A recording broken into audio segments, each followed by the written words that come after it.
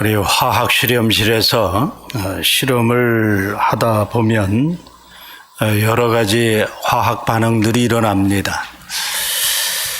어떤 화학 반응은 아주 순식간에 일어나는 것도 있지만 어떤 반응은 오랜 시간이 걸려서 일어나는 것도 있습니다. 쇠 젓가락과 은 젓가락에 열 전도하는 그러한 전도율을 보면 그 은 젓가락이 훨씬 더 빨리 반응을 한다고 합니다. 어떤 물질이냐에 따라서 그 반응 속도가 달라진다는 것입니다. 반응 조건에 따라서 속도가 달라진다고 하는 것이 화학 반응을 할 때 굉장히 중요하다는 거예요. 신앙생활에 있어서 가장 중요한 것을 우리가 믿음이라고 생각한다면 그 믿음 못지않게 중요한 것이 믿음의 반응 속도라는 것입니다. 하나님의 은혜를 누리는 것은 그 사람의 믿음에 비례합니다. 그런데 그 은혜를 얼마나 빨리 누리느냐 못 누리느냐 하는 것은 믿음을 어떻게 반응하느냐, 이 믿음의 반응 속도에 달려 있다고 하는 것입니다. 어떤 사람은 은혜를 즉각적으로 누리는 사람이 있는 반면에 어떤 사람은 인생의 황혼에 가서야 겨우 은혜를 누리는 사람들도 있다는 것이. 창세기 22장 1절에 보면 우리가 잘 아는 아브라함의 가장 최고의 어떤 믿음의 사건이 나옵니다. 100세 때에 하나님께서 독자 이삭을 모리아산에 가서 바치라고 이야기를 합니다. 100세 때 얻은 아들을 모리아산에 번제로 바치라는 명령을 들었을 때 아브라함은 그 이튿날 바로 믿음으로 반응합니다. 그래서 모리아산을 향해서 갑니다. 성경은 3일째쯤 되어서 아브라함이 모리아산에 도착을 하게 되고 자기의 사랑하는 아들을 이삭 번제로 바치게 됩니다. 그래서 이 사건을 보면 아브라함은 3일 만에 하나님의 은혜를 체험하는 사람이 됩니다. 굉장히 빠르게 하나님의 은혜를 체험하는 것이. 창세기 22장 1절 이하를 쭉 보면 하나님께서 언제까지 가서 이삭을 바치라고 하는 말씀이 없어요. 기한이 없다 그런 말입니다. 내일 갈 수도 있고 한 달 후에 갈 수도 있고 1년 후에 갈 수도 있어요. 그런데 아브라함은 그 다음날 아침 일찍이 가서 3일길 걸리는 모리아산에 가서 이삭을 바치려고 하는 그 사건 때문에 3일 만에 하나님의 최고의 은혜를 체험하는 사람이 된다는 것입니다. 우리가 신앙생활을 하면서 믿음으로 좀 더 빨리 반응하면 하나님의 은혜를 더 빠르게 더 풍성하게 누릴 수 있다는 것입니다. 하나님은 그의 백성들을 지극하게 사랑하시는 분이시기 때문입니다. 비록 그의 백성들이 범죄하였을지라도 징계라는 수단을 통해서 돌아오게 하시고 자신이 약속한 것을 지키시는 하나님이십니다. 하나님은 이스라엘 백성들을 택하시고 그들을 통해서 열방을 구원하시기로 계획하셨습니다. 하나님은 이 일을 성취하시기 위해서 이제 이스라엘 백성들을 한 민족으로 성장하게 하시고 애굽에서 저들을 구원해서 약속한 가나안 땅으로 들어가게 하시는 것입니다. 가나안 땅에는 이미 이방 족속들이 살고 있었지만 하나님은 그 땅을 이미 이스라엘 백성들에게 주셨다고 여호수아 1장에서 선포하십니다. 아직 이스라엘 백성들은 그 땅을 취하지 않았지만 이미 취한 것처럼 하나님께서는 말씀하고 계셨어요. 그러나 이스라엘 백성들은 전쟁이라는 수단을 통해서 이 땅을 얻어야만 했습니다. 이스라엘 백성들이 가나안 땅에 들어가는 것을 천국에 들어가는 것으로 예표하기도 하지만 또 하나 매일 그리스도인들이 영적인 전쟁을 통해서 하나님의 약속을 차지해야 하는 그리스도인들의 삶을 예표하기도 한다는 것입니다. 하나님은 이스라엘이 가나안 땅을 정복하는 이 전쟁에서 여리고성에 사는 한 여인에 대해서 긍휼을 베푸십니다.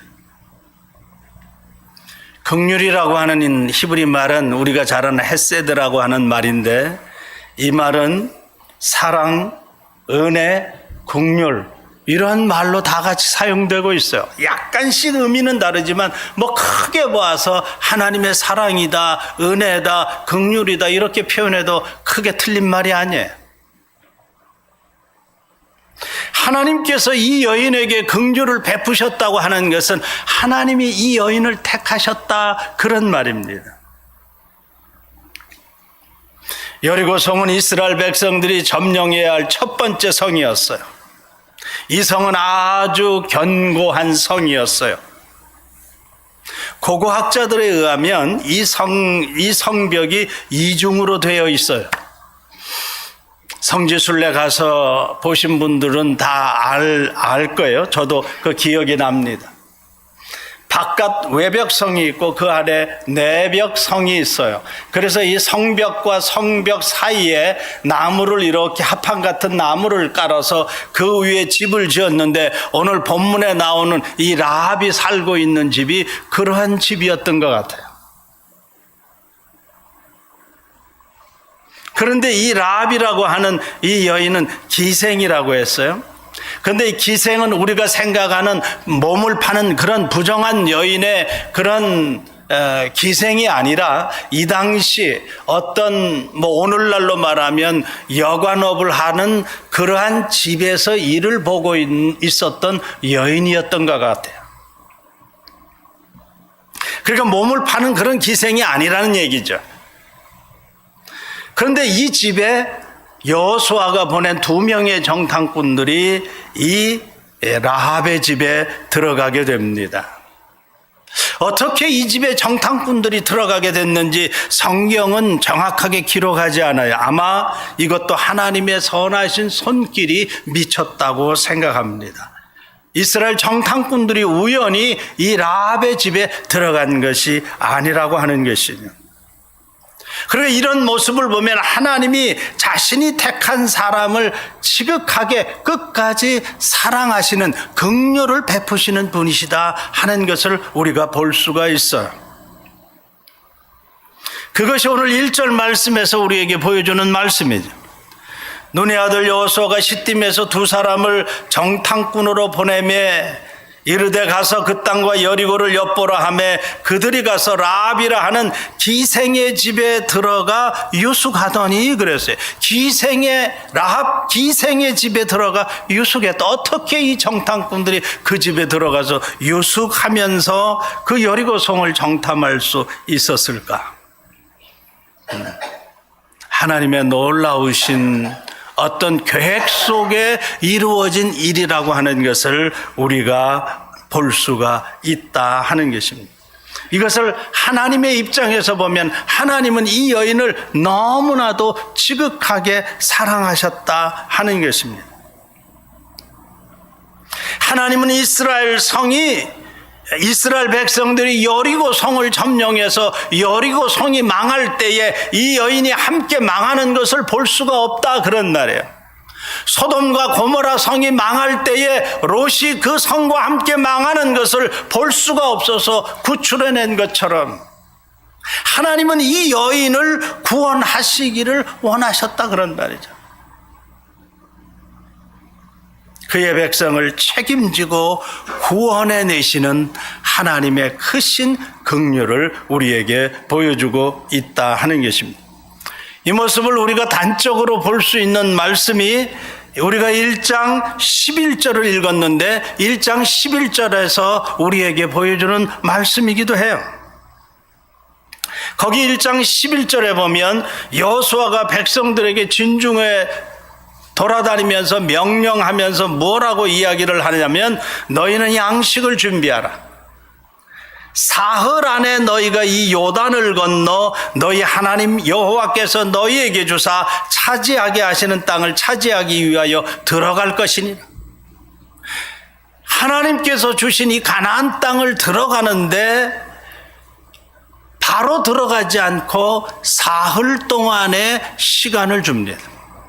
사흘 동안 이스라엘 백성들에게 양식을 준비하라고 하는 그 시간을 주면서 이 3일이라고 하는 시간 동안에 하나님은 라합이 구원받을 수 있는 여건을 조성해 주셨다는 것입니다. 이게 라합을 향한 하나님의 긍휼이었어요. 하나님은 자신이 택한 백성을 한 사람도 잃어버리시지 않으십니다.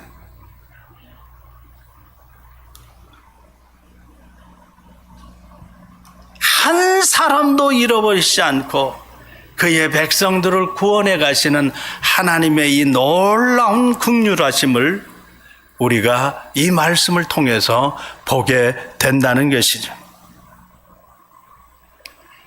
하나님은 그의 백성들을 사랑하시되 끝까지 사랑하시는 분이십니다. 우리가 살고 있는 이 세상을 돌아보면 죄악이 관영한 세상이라고 누구나 이야기를 해요. 우리가 살고 있는 이 세상은 죄악이 넘쳐 흐르는 세상이에요.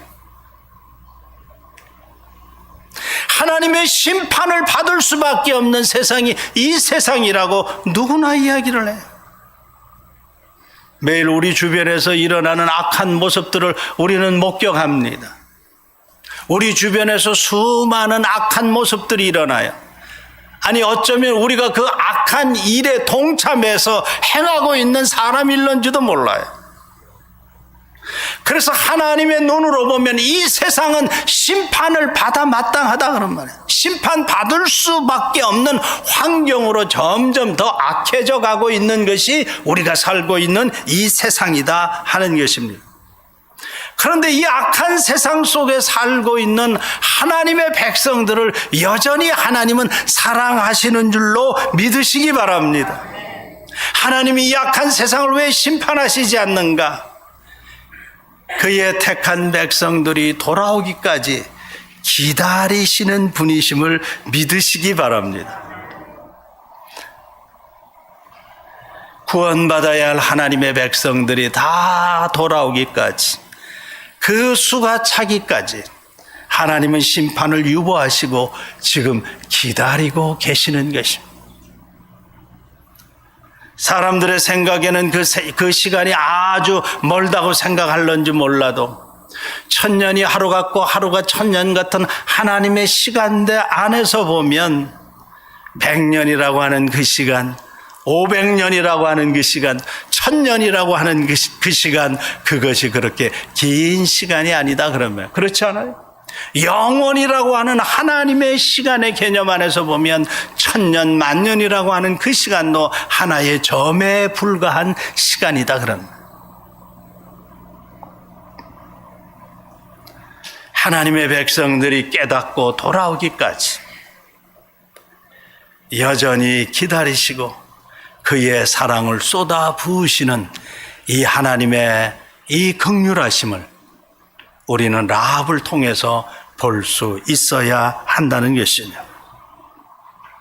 하나님이 이 긍휼하심이 없었다면 우리는 벌써 죽어야 할 백성들이고 벌써 망해야 할 백성들이에요. 하나님이 이 라합을 얼마나 사랑하신 줄 아십니까? 마태복음 1장 5절에 보면 살몬은 라합에게서 보아스를 낳고라고 하는 말이 기록되어 있습니다. 한 이방 여인이 메시아로 오시는 예수 그리스도의 족보에 들어가는 영광을 누렸다 그런 말이에요. 한 이방 여인이 예수님의 가문에 들어가는 그 영광을 누렸으니 이 여인이 얼마나 하나님의 긍휼을 받은 여인인지 몰라요.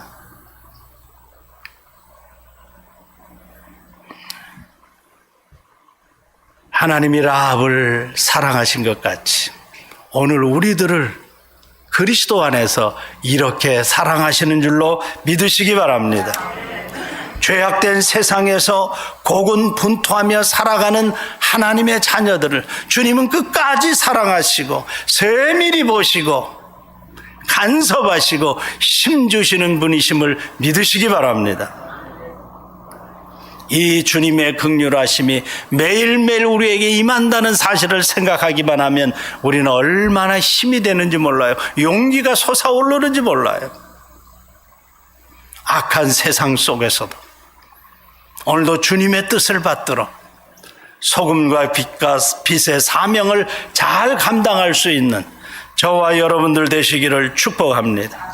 우리가 어디에 있든지 무엇을 하든지 주님의 손길이 함께 하심을 믿으시기 바랍니다.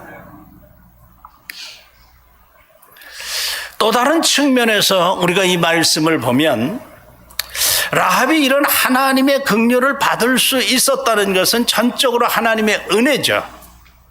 하나님의 편에서 보면 하나님의 전적인 은혜예요. 은혜를 받을 수 있는 사람이 아니에요. 하나님이 택한 백성이 아니에요. 이방인이에요. 그럼에도 불구하고 하나님의 이 놀라운 긍휼을 받았어요. 이것을 라합의 측면에서 보면 그는 이럴 긍휼을 받을 만한 믿음이 있었다는 것입니다. 결국 라합의 믿음이 그녀와 그녀의 집안을 구원한 것이다 그런 말이죠. 이 말씀을 오늘 본문 속에서 보면 9절, 10절, 11절에서 우리가 구체적으로 볼 수가 있는데 이 라합이 뭐라고 이야기를 하는가 하면 그 정탐꾼들에게 여호와께서 이 땅을 너희에게 주신 줄 내가 아노라. 10절에는 야곱에서 나올 때 홍해물을 마르게 하신 일과 요당 동편 쪽에 있는 시온과 옥을 전멸시킨 일을 안다 그랬어요. 그리고 11절에 더 나아가서 고백하기를 너희의 하나님 여호와는 위로는 하늘에서도 아래는 땅에서도 하나님이시다. 그렇게 믿음의 고백을 하고 있어요.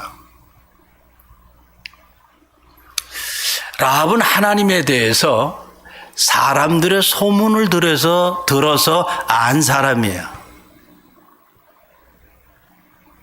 다른 사람들의 입소문을 통해서 알았다고요.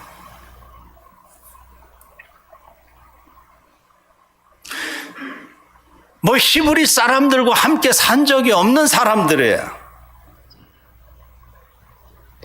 사람들의 입을 통해서 들은 말을 자신이 생각할 때 믿지 않을 수도 있어요.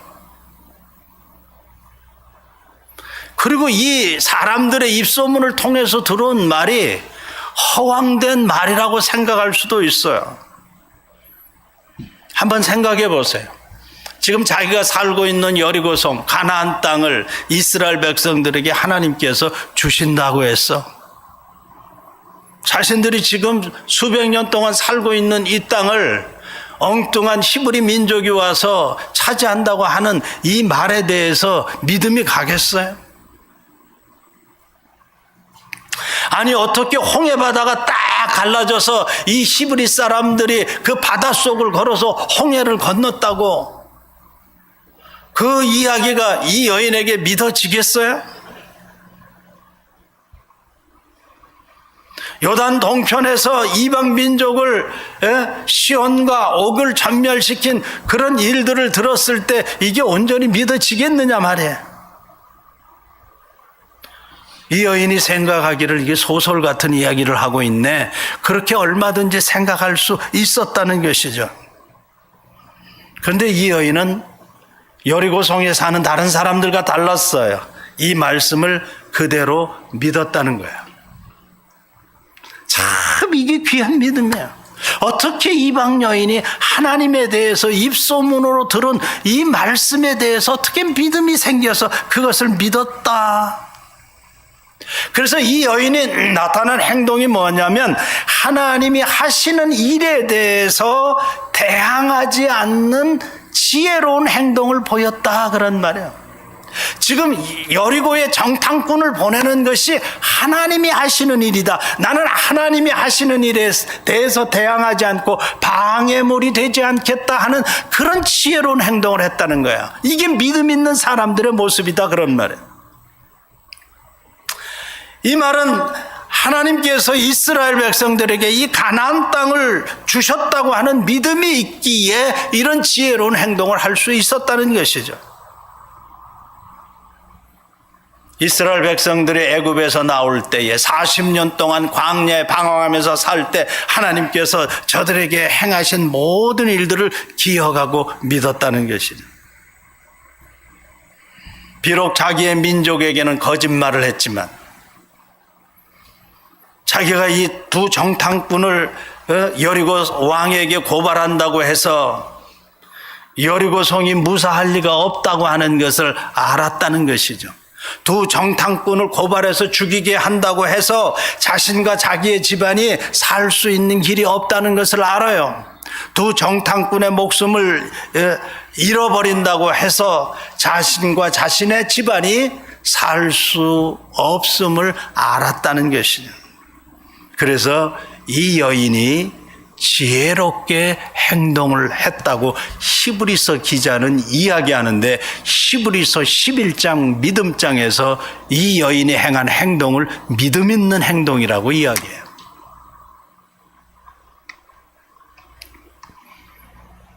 더 나아가서 이 여인은 뭐라고 고백하는가 하면 여호와 하나님이 하늘에서도 땅에서도 하나님이시다라고 고백해요. 이 말은 여호와 하나님이 만물의 주권자요 창조자다 그런 고백이에요.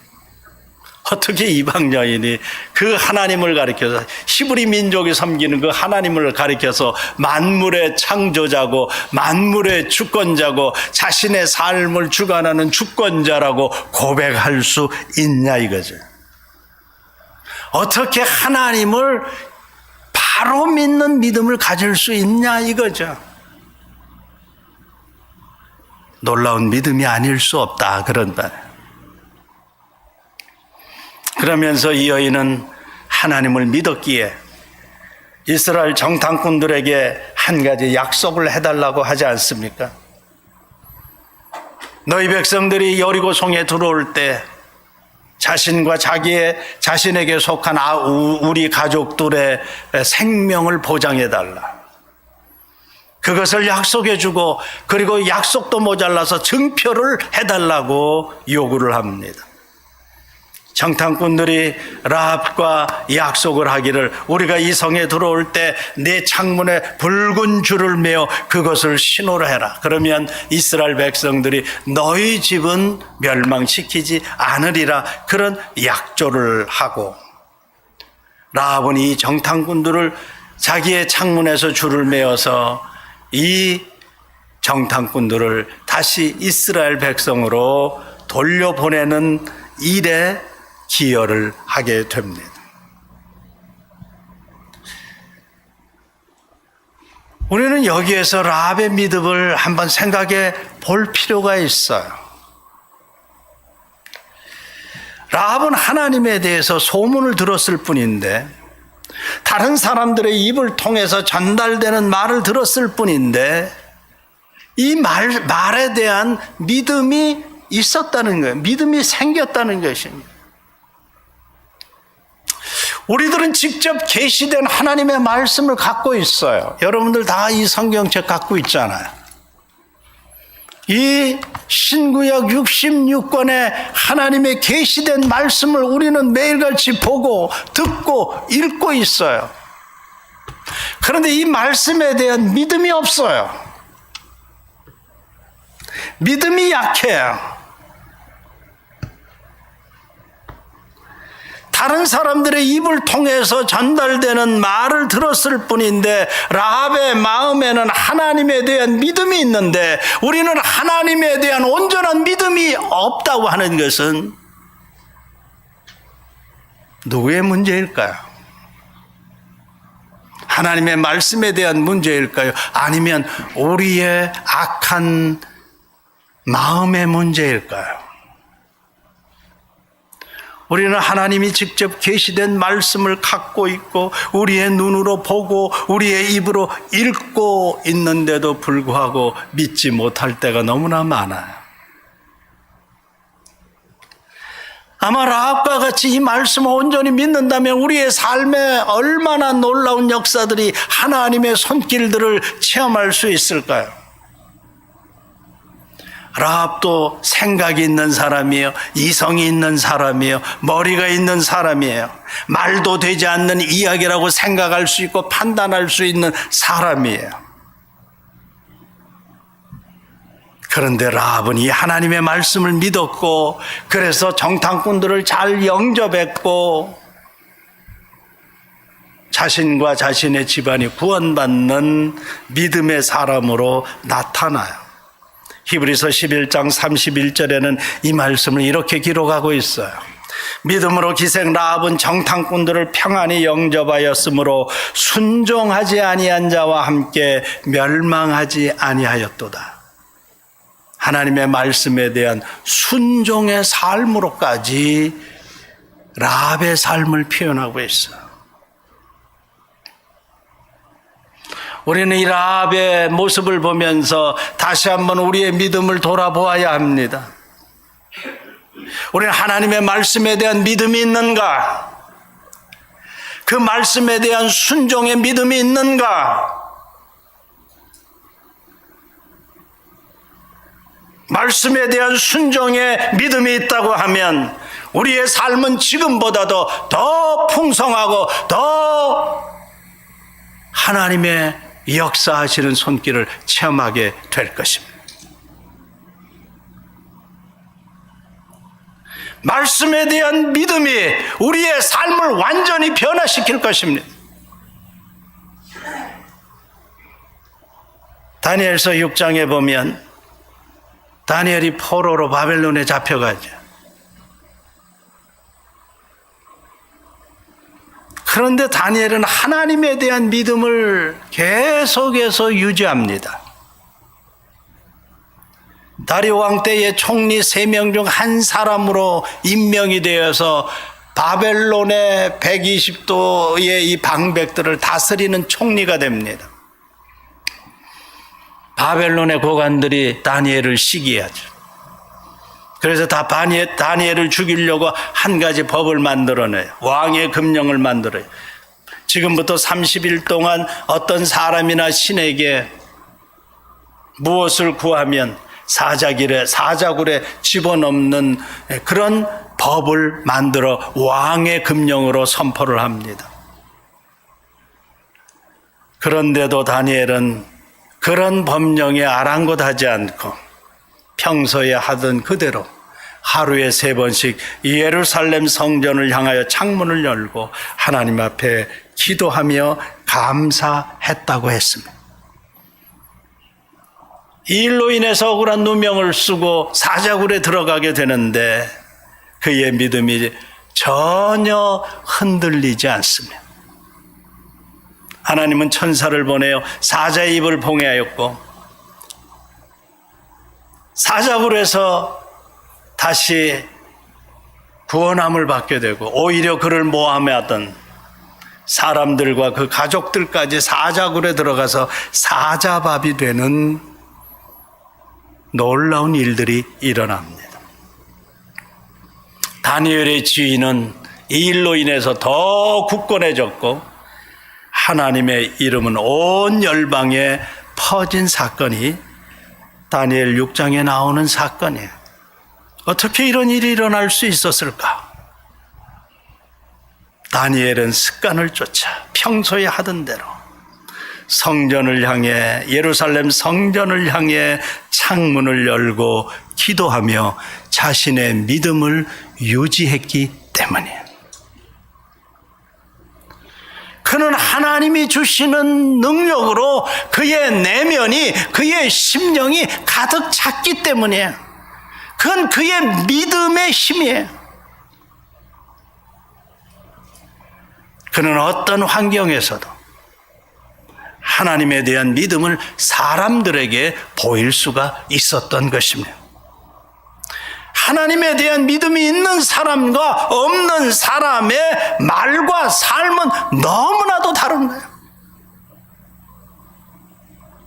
결국 라합은 하나님에 대한 그녀의 믿음이 자신과 그의 집안을 구원한 줄로 믿습니다. 여러분들은 이 세상을 살아갈 때 하나님의 말씀에 대한 믿음의 정도가 어느 정도인지, 어느 수준인지 살펴야 합니다. 말씀이 내 이성에 맞으면 믿고, 내 이성에 맞지 않으면 안 믿고, 내 환경에 맞으면 믿고, 내 환경에 맞지 아니하면 안 믿고, 이건 불완전한 믿음이에요. 하나님은 온전히 순종하지 않는 믿음이죠. 그래서 하나님의 손길을 삶 속에서 체험하지 못하는 거예요. 하나님을 원망하거나 하나님을 탓하지 마세요. 하나님은 영원토록 변함없이 그리스도 안에서 택한 백성들에게 긍휼을 베푸십니다. 히브리서 11장 1절은 이렇게 말하고 있어요. 믿음은 바라는 것들의 실상이요 보지 못하는 것들의 증거니라. 주님의 말씀에 대한 믿음을 가지고 자신들의 영적인 전투에서 승리하는 성도들이 되어야 합니다. 주님이 이미 이겨놓으신 이 전투에서 승리하지 못한다면 그것은 우리의 문제입니다. 우리의 믿음의 문제입니다. 주님을 향한 변하지 않는 믿음을 계속 유지해서 우리를 향한 변치 않는 하나님의 긍휼하심을 체험하며 누리며 나누는 복된 성도들이 되시기를 축복합니다. 기도하겠습니다.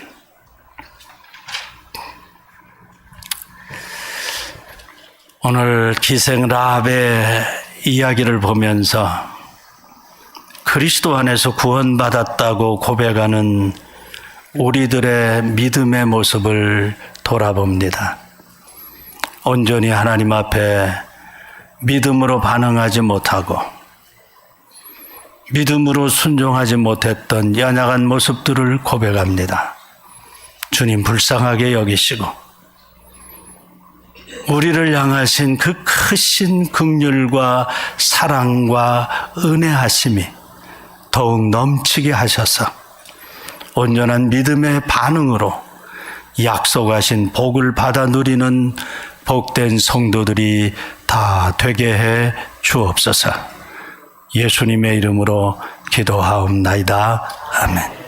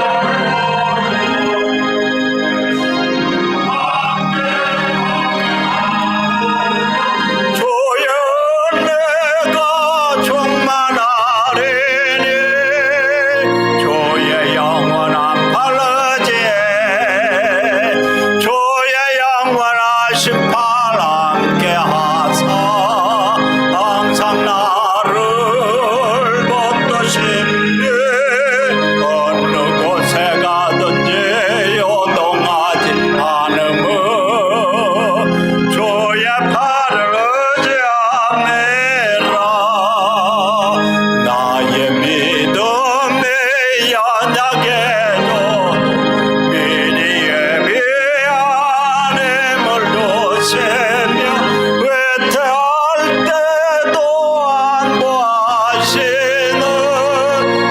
주의 영원한 팔러지에 주의 영원하신 팔 함께 하사 항상 나를 붙드시니 어느 곳에 가든지 요동하지 않으며 주의 팔을 의지함이라 능치 못한 것 주께 없으니 나의 일생을 주께 맡기며 나의 모든 짐 대신 지시는 주의 영원한 팔러지에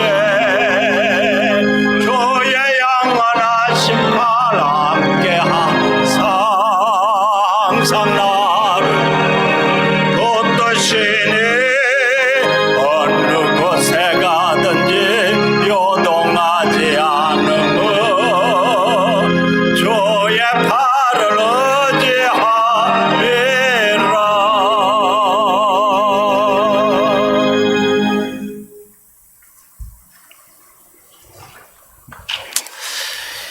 우리에게 넘치도록 긍휼을 베풀어 주시는 우리 주 예수 그리스도의 그 무한하신 은혜와 그 아들을 아낌없이 우리를 위해 십자가 위에 내어주신 우리 아버지 하나님의 그 놀라우신 사랑과 성령님의 감동하시고 교통하시고 보호하시고 인도하시고 영육을 날마다 새롭게 충만케 하시는 역사가 남은 생에 주님의 그 거룩한 뜻을 향하여 믿음으로 전진해서 승리해서 약속한 복을 차지해 누리기를 결단하는 주의 백성들 머리머리 위에와 가정들 위에와 하시는 일들 위에와 모든 선교사님들과 그 사역들 위에 이제로부터 영원토록 함께 있을지어다. 아멘. 아멘.